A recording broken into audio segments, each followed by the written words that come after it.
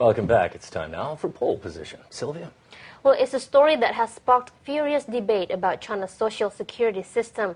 The controversy surrounds the treatment of a professor from Wuhan University who was fired following 2 years of sickness. Officials from the university actually went to the hospital where Professor Chang Taiyuan was on a respirator and fired him on the spot.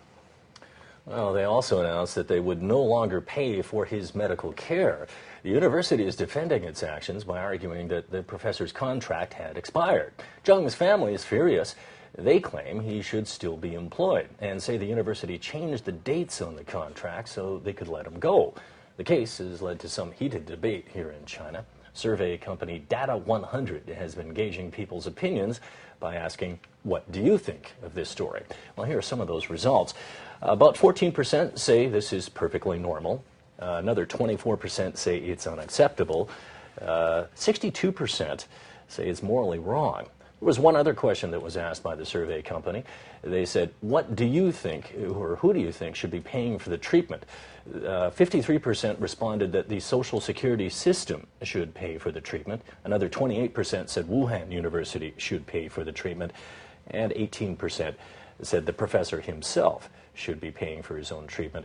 1% said other sources should be paying for that treatment. Well, of course, there is plenty of online comment about this story. Right. One internet user says this is not against the law. There shouldn't be controversy about this. If there's a problem, it's because the Social Security system is not good. One other person wrote that if the contract has expired, what the university does is the right thing. And another comment here, even if the professor is not a full-time employee and is not on a lifetime employment position, they shouldn't do this to the professor when he's ill. It's like hitting a man when he's down. We do have one final comment. This person writes that from the perspective of the law, it's right to end the hiring when the contract has come to an end, but it is not the right time to do it when the professor is still in the hospital. Well, obviously some strong emotions, some strong opinions about this. Professor Zheng, by the way, who is 59 years old, was originally hired a few years ago as dean of the urban design school at that particular university. His condition is in fact a rare nerve disease. It has left him unable to walk, unable to speak. However, he's still conscious and he still understands what people are saying to him. The family says the university illegally amended the contract termination date, and so they, in fact, accuse them of shortening up this contract.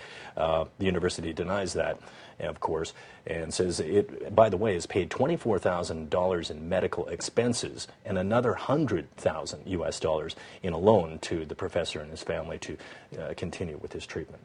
So one final comment on this, that someone wrote that the medical care system gives insufficient support to patients, which the university is not responsible for. So it speaks to a wider problem perhaps in the country about its social security system and the changes that need to happen. Well, stay with us. BON News continues with Straight from the Street next.